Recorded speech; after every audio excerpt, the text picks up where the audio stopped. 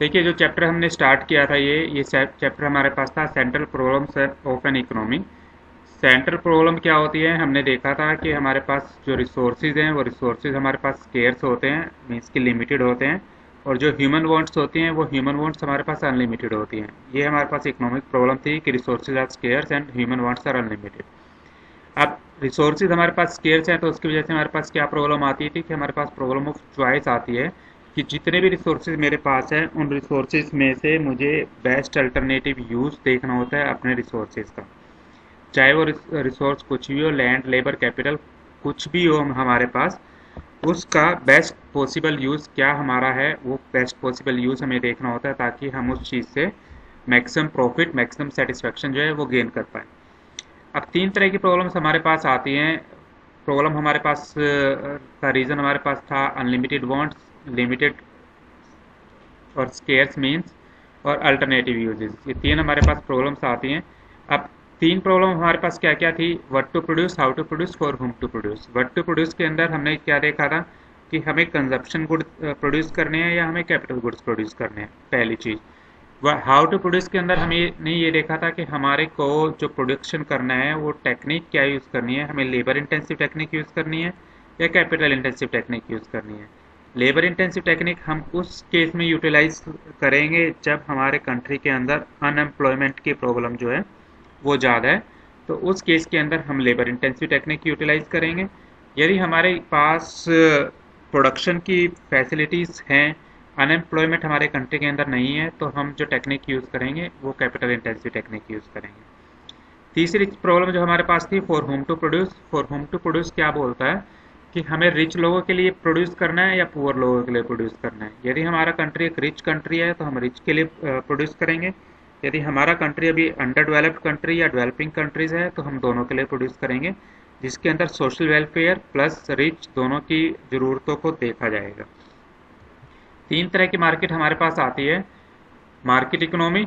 Market economy के अंदर demand and supply के बेस के ऊपर आप का काम चलता है कि जिसके अंदर आप लोगों को ये देखना है कि मार्केट में डिमांड किस चीज़ की ज़्यादा है। यदि मार्केट में डिमांड बेटर प्रोडक्ट्स की ज़्यादा है तो बेटर प्रोडक्ट्स प्रोड्यूस किए जाएंगे, क्योंकि उन बेटर प्रोडक्ट्स की डिमांड ज़्यादा है तो आप बेटर प्रॉफिट कमा सकते हो। यदि मार्केट के अंदर डिमांड जो है इन्फीरियर गुड्स की ज़्यादा है, सस्ते गुड्स की ज़्यादा है, तो मार्केट के जो प्रोड्यूसर्स हैं वो इन्फीरियर गुड्स प्रोड्यूस करेंगे क्योंकि उनको ही अफोर्ड कर सकते हैं लोग। दूसरा हमारे पास आती है centrally planned economy. Centrally planned economy हमने डिस्कस किया था कि जो इकोनॉमी गवर्नमेंट मैनेज करती है, गवर्नमेंट डिसाइड करती है कि क्या चीज़ हमें प्रोड्यूस करनी है, क्या चीज़ प्रोड्यूस नहीं करनी, वो इकोनॉमी हमारे पास सेंट्रली प्लान्ड इकोनॉमी होती है। सारे के सारे decisions are taken by the government. Government सारे के सारे डिसीजंस लेती है, उसके अंदर गवर्नमेंट ही डिसाइड करेगी क्या प्रोड्यूस करना है, कैसे प्रोड्यूस करना है, वो चीज़ है। तो गवर्नमेंट का सबसे पहला काम क्या होता है कि वो सोशल वेलफेयर के लिए सोचती है, सोशल वेलफेयर के लिए काम करती है। तो यदि हमारी इकोनॉमी के अंदर पुअर लोग ज़्यादा हैं तो गवर्नमेंट जो प्रोड्यूस करेगी वो पुअर लोगों के लिए ज़्यादा करेगी। यदि हमारी इकोनॉमी के अंदर रिच लोग ज़्यादा हैं तो रिच लोगों का प्रोडक्शन होगा। तीसरी तरह का मार्केट हमारे पास आती है मिक्स्ड इकोनॉमी, जिसके अंदर लाइफ एसेंशियल चीज़ें गवर्नमेंट मैनेज करती है और जो आपके पास बाकी चीज़ें हैं, नॉन लाइफ एसेंशियल चीज़ें जो हैं, वो मार्केट के फोर्सेस पे छोड़ दिए जाते हैं। डिमांड और सप्लाई आपकी डिसाइड करती है क्या चीज़ प्रोडक्शन हमारे पास होगा। ठीक है, तो इन सब चीज़ों के बाद हमारे पास एक कर्व आया था जिसको हमने बोला था production possibility curve. Production possibility curve को मैंने प्रोडक्शन बाउंड्री या प्रोडक्शन फ्रंटियर भी बोला था। इस चीज़ को मैं ट्रांसफॉर्मेशन लाइन या ट्रांसफॉर्मेशन कर्व भी बोल सकता हूँ, तो कोई भी नाम आप इस चीज़ को दे सकते हो। प्रोडक्शन पॉसिबिलिटी कर्व हमारे को क्या बताता है, it is a combination of goods which can be produced with the available resources, कि हमारे पास दो तरह के गुड्स जो प्रोड्यूस हो सकते हैं with the given resources and given technique, वो क्या क्या हो सकते हैं, उनकी क्या क्या पॉसिबिलिटीज़ हमारे पास हैं, वो ये चीज़ बताती है। तो इसके लिए तीन एजम्पशंस हमें लेकर के चलनी होती है। फर्स्ट एजम्पशन हमारे पास होती है रिसोर्सेज आर गिवन, रिसोर्सेज आपके पास दिए गए हैं, resources are fully and efficiently utilise and technology remains the same. ये तीन तरह की एजम्पशन हमें लेकर के चलनी होती है। उस बेस के ऊपर हम रिसोर्सेज से क्या क्या चीज़ प्रोड्यूस कर सकते हैं, उस चीज़ का कम्बिनेशन हमारे को प्रोडक्शन पॉसिबिलिटी कर्व जो है वो बताता है। एग्जाम्पल हमने देखा था कि यदि सारे के सारे रिसोर्सेज हम यूटिलाइज कर रहे हैं वीट के प्रोडक्शन में, तो क्लॉथ हमारे पास जीरो प्रोड्यूस होगा। सेकेंड कम्बिनेशन 90 टन्स वीट और 1 बेल क्लोथ का। थर्ड कम्बिनेशन के अंदर 70 टन्स वीट और 2 बेल्स क्लोथ्स के।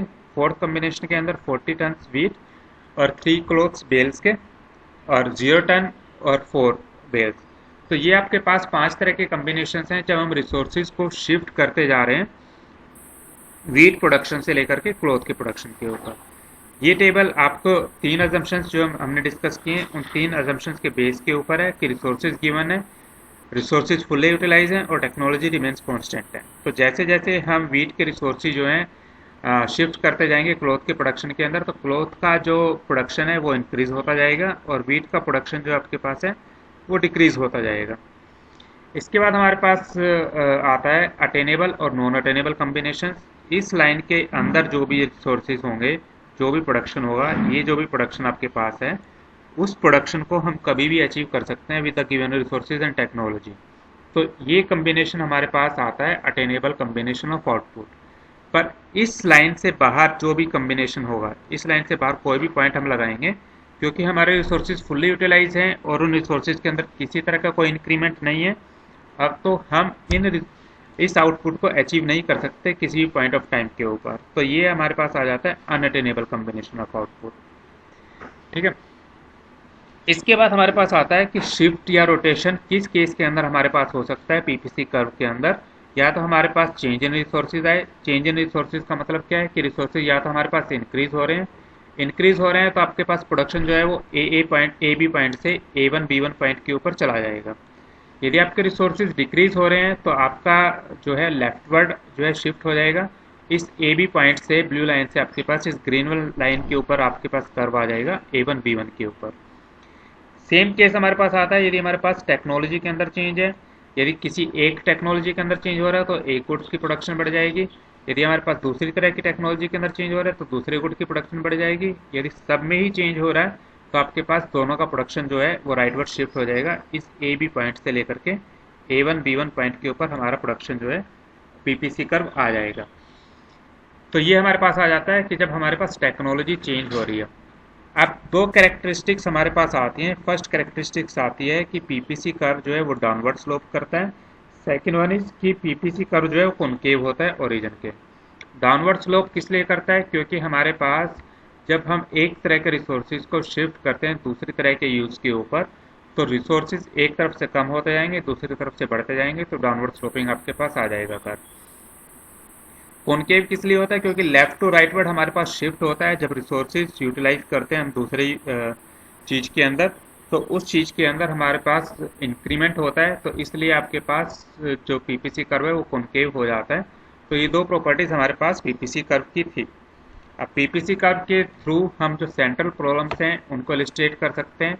व्हाट टू प्रोड्यूस के अंदर जिस चीज़ का प्रोडक्शन हमारे पास ज़्यादा होगा वही चीज़ के ऊपर हम रिसोर्सेज एलोकेट कर देंगे, तो पीपीसी कर्व आपका जो है उस चीज़ के शो करेगा। हाउ टू प्रोड्यूस के अंदर भी हमने ये देखा कि हमारे को जो टेक्नोलॉजी हमारे पास यूटिलाइज करके हम मैक्सिमम प्रोडक्शन जो है ये पीपी पॉइंट के ऊपर प्रोडक्शन कर सकते हैं। यदि हम टेक्नोलॉजी जो है वो एफिशिएंटली यूटिलाइज नहीं कर रहे हैं या रिसोर्सेज जो है फुल्ली यूटिलाइज नहीं कर रहे हैं तो हमारा जो प्रोडक्शन है वो उस पॉइंट से बिलो पॉइंट के ऊपर आ जाएगा।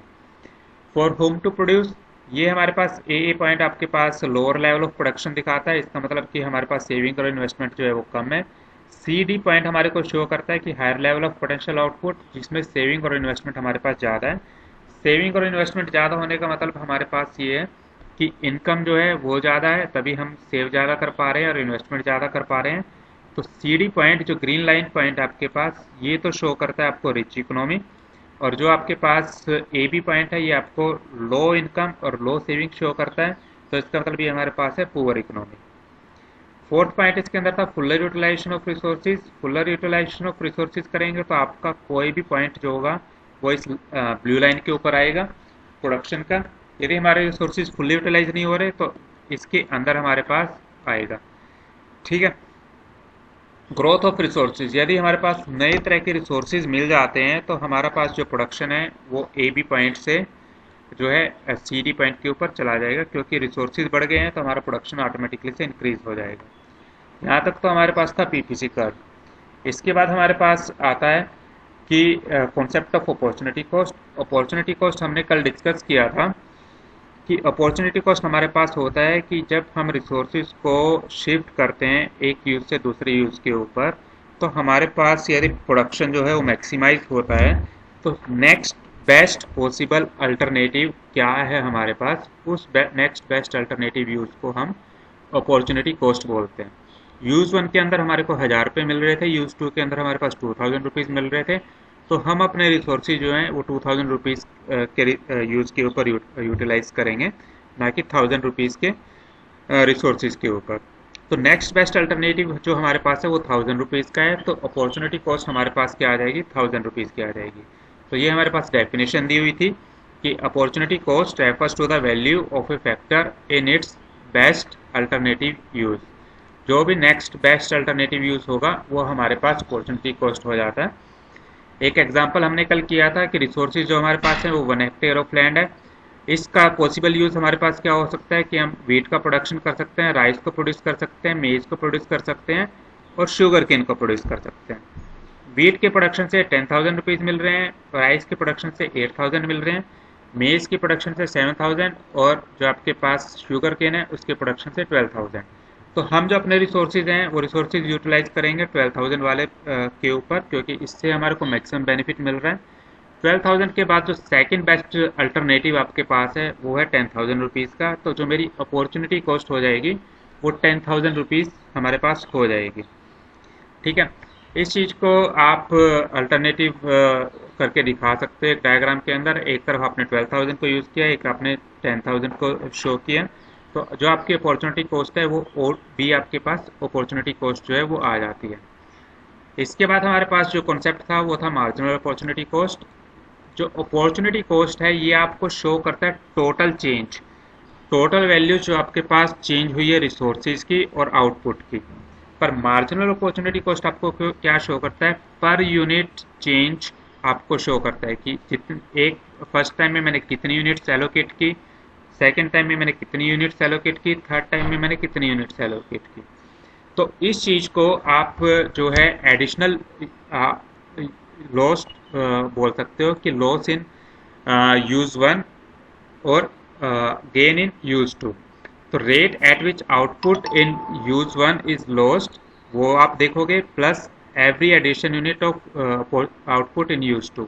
तो जो आपके पास चेंज आया फर्स्ट यूज के अंदर उसको आप डिवाइड करोगे चेंज जो आया यूज 2 के अंदर।